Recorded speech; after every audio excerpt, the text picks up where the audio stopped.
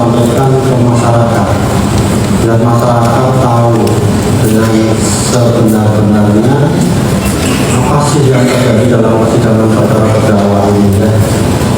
Tentunya media yang mempunyai legalitas ya yang diakui, dan itu pun kita tidak izinkan secara live. Dan ini juga ada pihak-pihak pribadi ya dari keluhan dari penuntut umum ya, ada disampaikan kepada masyarakat di luar tujuan daripada penuntutan persidangan ini.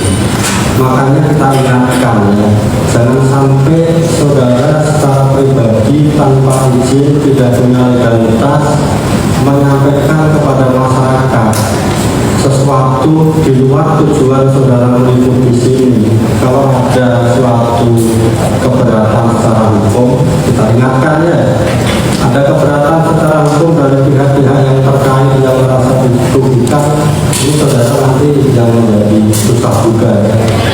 Jadi kita ingatkan sekali lagi, mohon untuk yang tidak punya legalitas ya hati-hati ya, dan kepada yang ada